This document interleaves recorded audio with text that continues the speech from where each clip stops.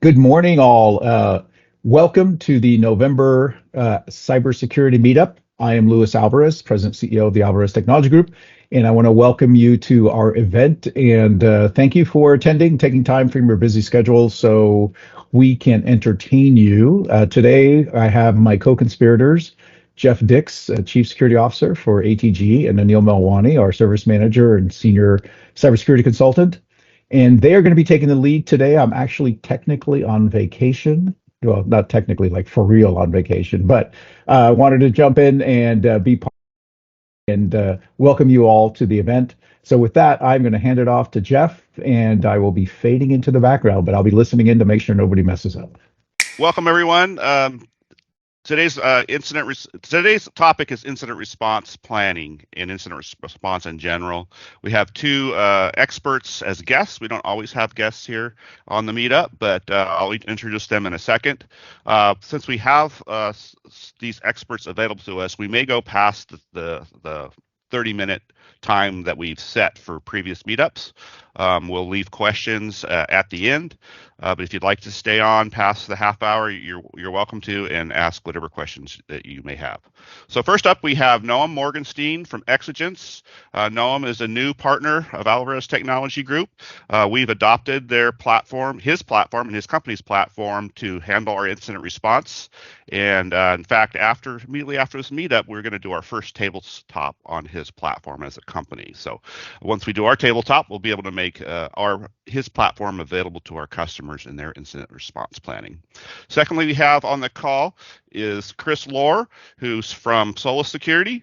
Chris has 25 plus years in the IT industry, and many of those years have been focused in the incident response field. So welcome, gentlemen. Thank you very much for being here with us. Happy to be here. Okay, excellent. What I'd like to start with is just, Noam, if you could just give a couple of minutes of background of yourself, your involvement in the IT industry, incident response in particular, your company, and what you see as the future of incident response. Thank you for having me. So I'm Noam. I'm the CEO of Exigence. We're an Israeli software company. We've been working for a few years in the IT industry, providing an incident management and incident response platform for enterprises. By management, I mean more for managing IT incidents, and responses responding to cybersecurity incidents. So companies like Adobe, Broadridge, McGraw-Hill, the education company, and other software tech companies use our tool internally to manage their IT and cyber incidents. And of course, those are, big companies with big internal teams. For the past year or so, we started working with IR, incident response companies as well, that, focus on managing security incidents like Chris is doing, and they're using our solution as well, which is built around a virtual command center where all the participants in an incident can come and very efficiently work together to solve the incident. And we started working with Alvarez just recently because we have transitioned our solution into the incident response planning and tabletop space, which is a very, it's a growing demand in the SMB and the small and medium businesses market, and by the way, also for enterprises. And that actually comes before, the actual management of the incident. So what we see a strong demand, from the market that to us as a software company is coming through MSPs that provide IT and security services to companies like you. And this requirement is, well, Chris will, I guess, elaborate more than me, but it's it's driven by cyber insurance and by regulations and just by maturity of companies understanding that they need to have an incident response plan, they need to tabletop it. And us as a vendor, we want to provide a solution that is effective and is superior to just having a Word document and discussion, which we can do with our tool. So that's who we are, and that's what we're doing in this space. Great, thanks, Noam, for that background. That's awesome. Chris, can you tell us a little bit about yourself, your IT career, your company, and what you view as incident response, the future of incident response for small to medium-sized businesses in particular? Right. Yeah. So happy to be here. Happy to talk about this subject. It's part of my daily life.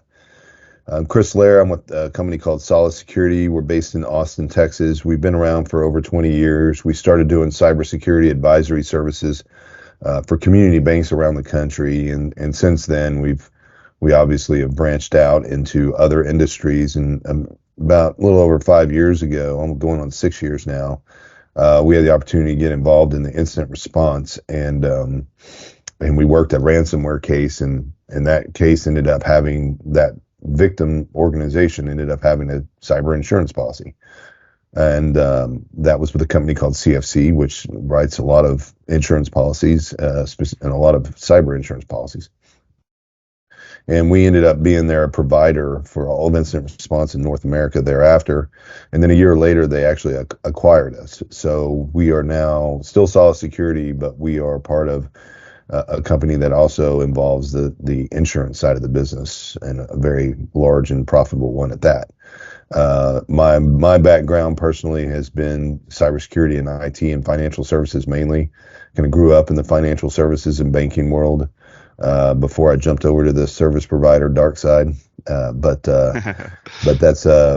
today I spend a lot of time with incident response in the SMB space. So we don't work cases that are large enterprise type clients or large organizations. We leave those up to the larger firms like Mandiant and KPMG and Deloitte and those bigger teams that have a global reach.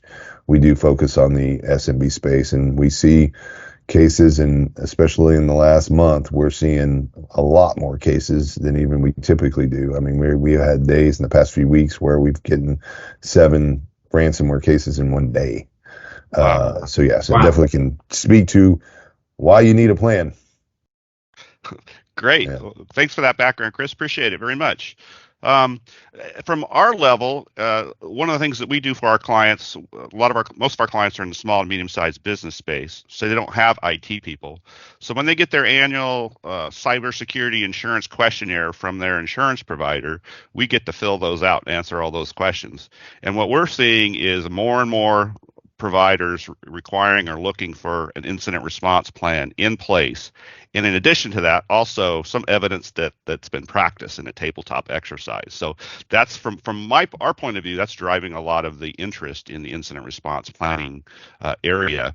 Are there other reasons that a small to medium-sized business should adopt an IR plan and practice that plan from your perspectives? Right. Yeah, it's a great question. I'll take that. No, you can kind of add on, Sure. But what I would say is the insurance industry shouldn't be driving the need for an IR plan. And we know that that's just the way things happen, right? We know multi-factor authentication is another topic that people should have been. The company I worked for in 1999, we had multi-factor authentication in place to VPN in. So, you're waiting this long to get that in, and it takes an insurance carrier to force you is not a good thing, but it is reality. But from an IR plan perspective, yeah, insurance wants to see one, but they really don't care what it is, to be honest with you, right? They're not reading your IR plan and evaluating your IR plan and critiquing it or doing anything of that nature. So you got to push that aside and think of it, as a company, why do you need one? And it's the same reason you need a DR plan, right? You need something that know the steps that you're going to take in this type of situation.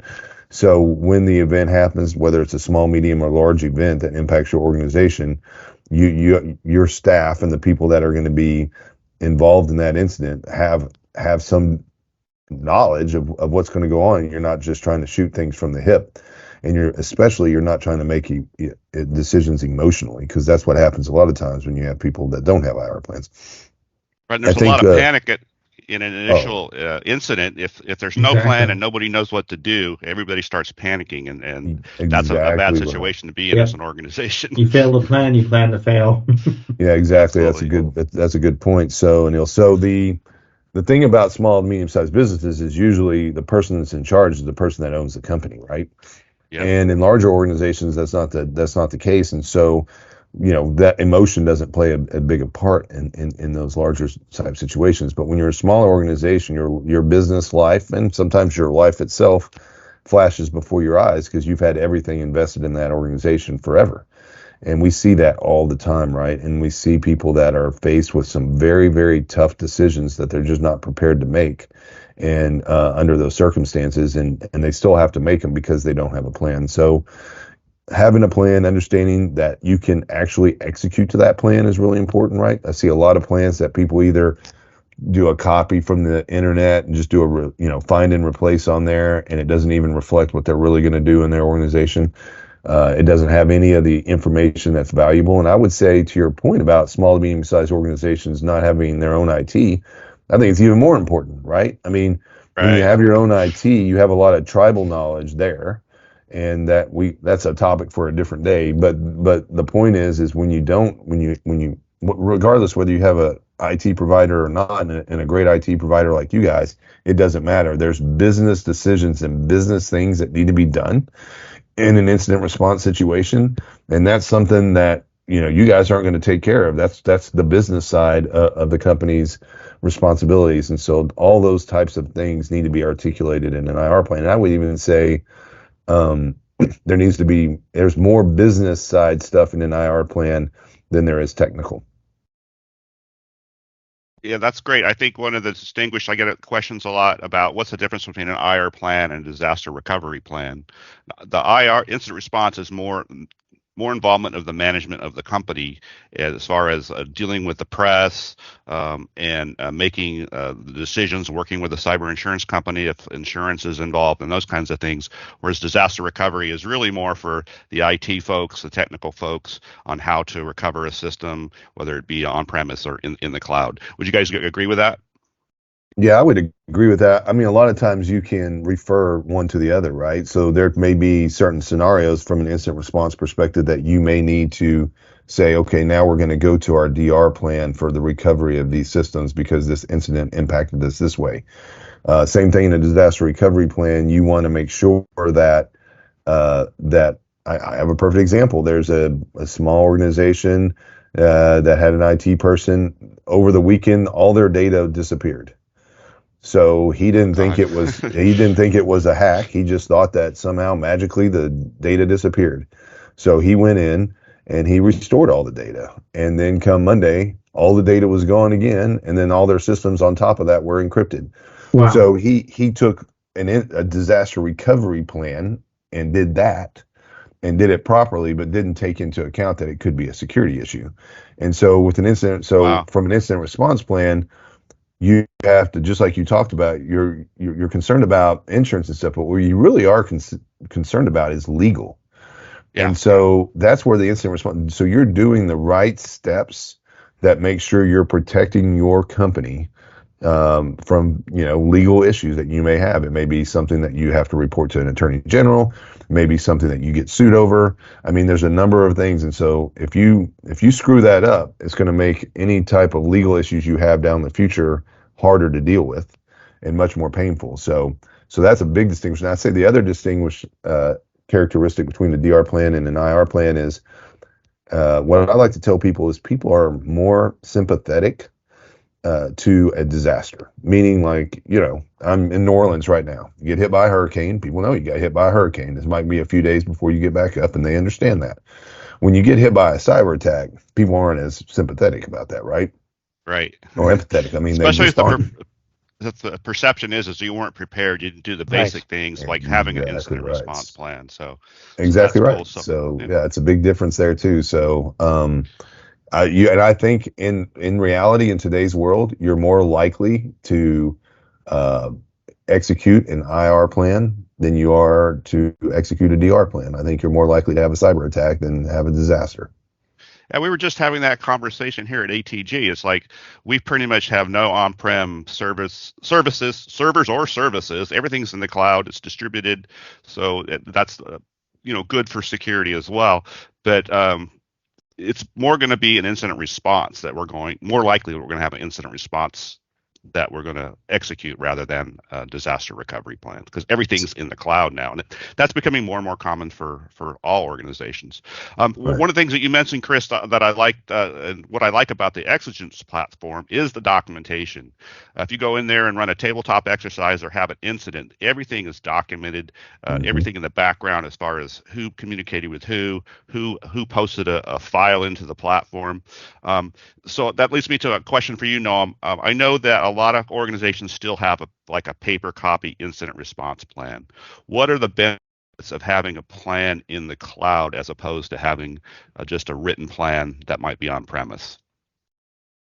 So you as a service provider will do everything to have your customers to defend them as much as possible sorry, against security incidents, but you can't avoid some things that can happen and or may happen. And it's not just if you were able to it's how you respond that makes a big difference. And Chris was just talking about it, how you respond. Will you get on top of things at the right time, make the right management decisions, give the right management attention, communicate to your clients what's going on, and so on. So how you respond makes a very big difference. If how long will it take, how much data will you use, will you lose, will insurance, if you have cyber insurance, be willing to pay for everything or not? Okay, so how you respond makes a very big difference. And if you are relying on a paper or a document, a policy that is a Word document or printed paper, it's 20 pages, 50 pages. Last week, I actually heard about someone having a 100-page policy. Chris, yeah, I was ready to tell you that, actually. It's an enterprise, but still, they spoke to us and they actually called us and said, hey, we have a 120-page policy. It's beautiful, but we think we need a tool. Okay, so why? And I said, great.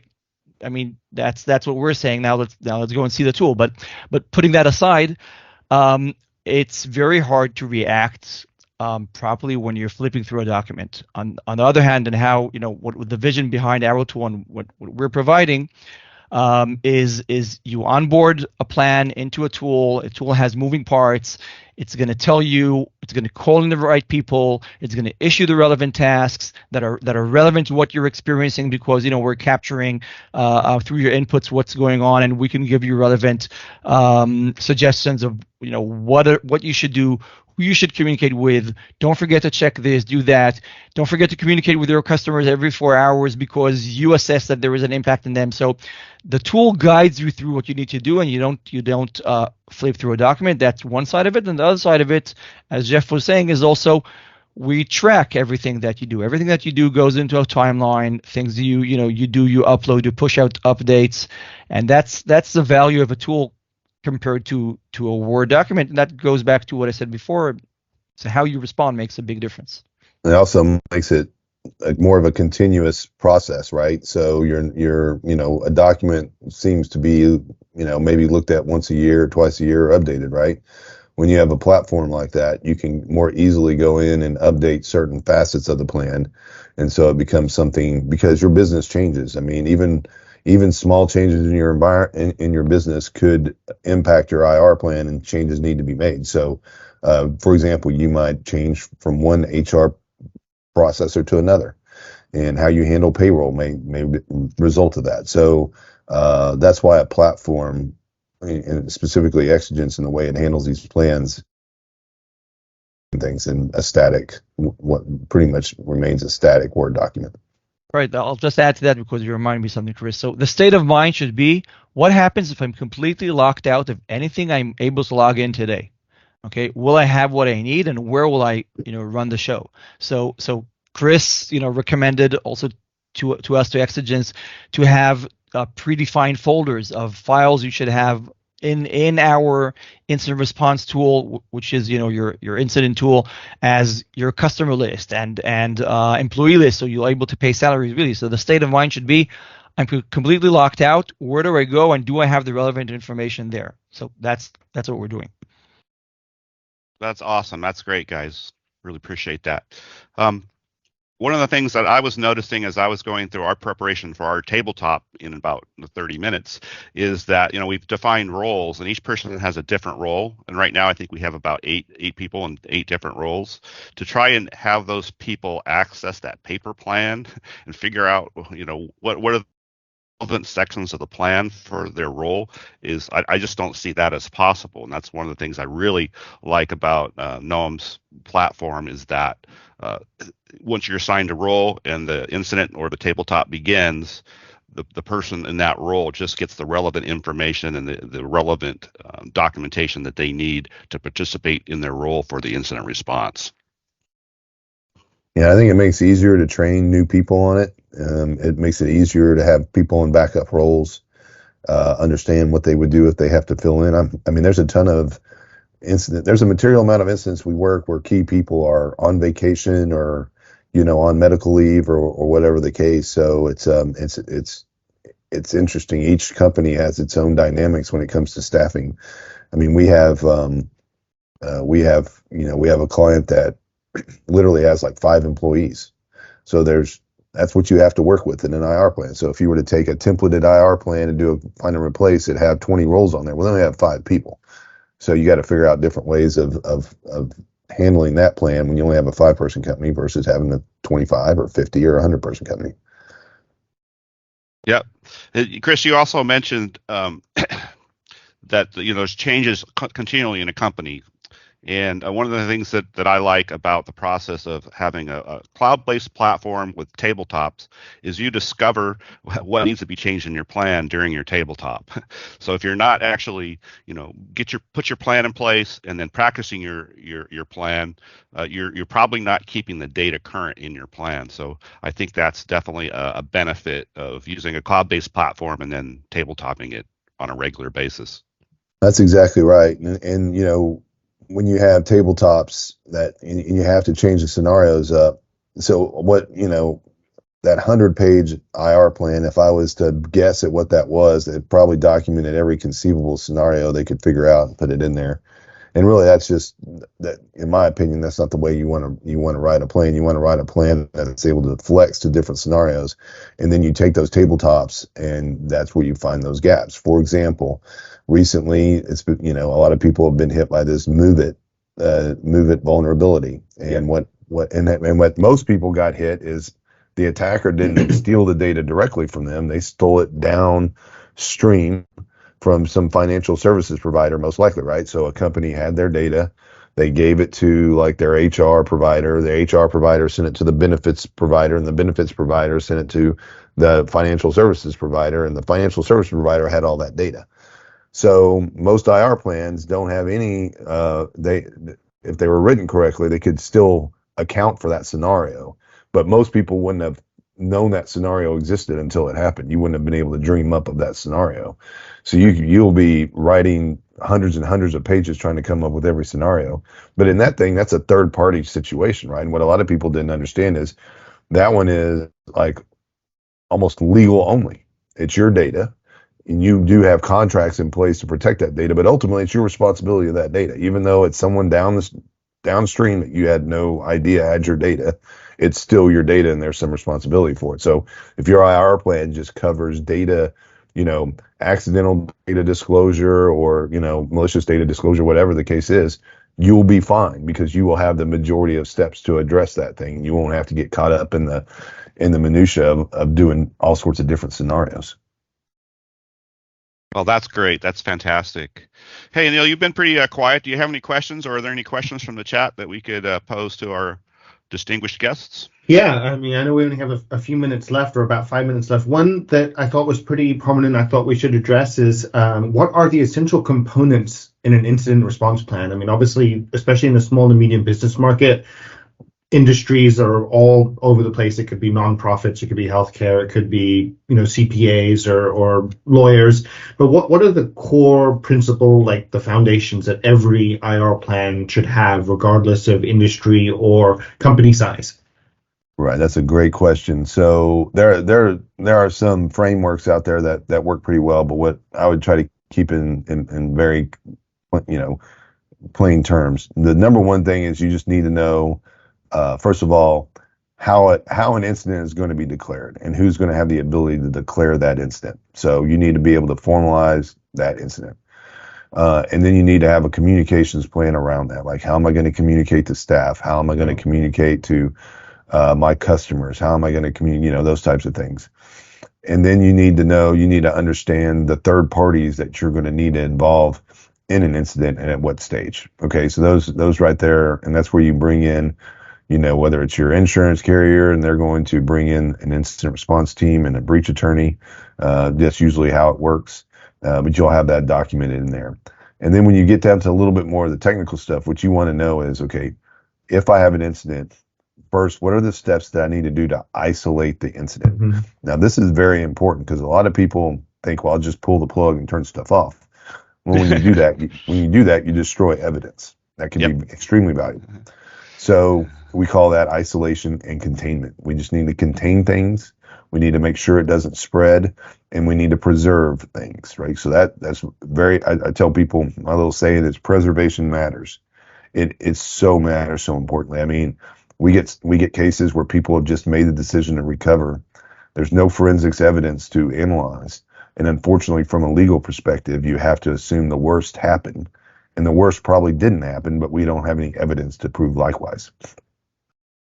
And then you're going to have another area in there that's going to be around eradication and recovery. And some people will try to put these in a certain sequence, but sometimes it doesn't work that way. So you don't want to necessarily pin yourself down to a certain sequence of steps, but you want to have those steps. So eradication means I'm going to get rid of the threat. That could mean you wipe systems and just re-image them. That could mean that you restore from some backup in time. Or it could mean that there is a process to clean up the systems to where you don't have to go through the pain of restoration. And then that's why those two are kind of used kind of together, because that happens with it. And then obviously after those, you're going to have whatever steps, and you're going to be leaning on your legal counsel to help you with that.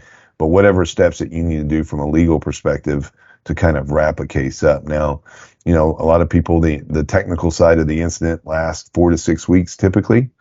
Sometimes it became quicker, but we see on average 4 to 6 weeks. But the legal side of it can last much longer, months, and right. Even in some cases, I've known people who've gone 2-3 years dealing with legal situations with that. So that's the kind of the fundamental areas that I would say you need to have in your IR plan. Great. Thank you, Chris. I got another Chris, one here. Sorry, 4 to 6 weeks is including, bringing things back up? Mm-hmm. Yeah, that's typical for an SMB. What we see, yes. Okay. Yeah, another one here that maybe Noam might be able to answer, especially with his platform that his company's developed. Question on how would you handle incidents that cross geographical boundaries, such as an incident affecting remote workers? So there are legal aspects of that which Chris is more aware than I am. I'm just aware that they are. But from a tool perspective, one of the benefits of having a virtual command center compared to a physical room that you would come to is that virtually, and that's what we see, with companies using the tool with team all across the world, accessing the same room, and they're all together seeing the same data, who's doing what's happening next, which tasks are waiting, what happened until now in the timeline, timers reminding to do stuff. So that's a virtual way of bringing everyone to the same place. Yeah, I mean, when you have geographical differences, there's a lot of moving parts in that, right? And right. We have cases where they're still smaller companies, but they just have multiple. They have people working all over the place, right? And so most companies do now. Yeah. So from a technical perspective, I mean, that can make things a little complex. There's usually cultural and communications challenges that we see in those situations, especially with people that don't have IR plans. But from a legal perspective, that's where it gets really gnarly. And so that's where you start to learn about, certain countries have different requirements for reporting a breach. And, for example, a lot of people don't know that India, for example, has a very, very short time frame for reporting a breach to the Indian government. And so, a lot of people outsource to India, or they have staff in India, or whatever the case may be. So if there's any data over there that fits into that definition, and it's personal data of their India employees or whatever, or if they have India-based customers, I mean, you have to do certain things much more quickly than you do have to do here in the United States. At the same time, having one platform like Exigence helps you with the communications and the timelines, and having the plan in there will help you kind of so people can understand, hey, look, if we're going to collect evidence in Canada, we have to treat it a certain way differently than we have evidence in the US or over in Europe and all those types of things. And even in the US, things differ between states. And so that's important. So a lot of people don't realize those risks of doing things globally until something happens, and they learn things the hard way. So if you are doing that, you need to get up to speed on those risks. If you are thinking about or considering doing more stuff near shore or offshore, you need to consider those risks as well before you make those decisions, and factor that into those decisions. Awesome. Wow, that's great. Are there any more questions, Anil? We're just past the hour now, and I want to be respectful of Noam and Chris's time. Yeah, there isn't anything else current in there right now. I guess at this point, maybe we want to see what final thoughts, anything that Noam or Chris wants to share that we didn't touch on just for the last few minutes we've got here. Chris, go ahead. I think we've covered most of it. I would just say that an IR plan is not a complex or difficult exercise. It's just really putting pen and paper, to a plan, and then putting it in the platform. But that's really what it's about. It's about understanding what your critical systems are, what your critical processes are, and determining what you're going to do around those, and then everything else that goes along with that. So, so don't get scared of it. Embrace it and understand that it's as important as doing your taxes when it comes to running your business. Exactly. Awesome. Absolutely. Yeah, so I saw Adrian clapping, so I guess, Chris, we did a good job. And we're happy to be working with Alvarez, hopefully with you guys as well. Have a great day. Oh, thanks so much, guys. Chris and Noam, thank you for being here and participating. It's been a great meetup, and appreciate your attendance. And if there are further questions, you can reach out to info@alvareztg.com, and we will respond to those questions. Thanks again, gentlemen, and everybody have a great day. Yep. See you all in December. Thanks. Thanks, everyone. Bye, everyone.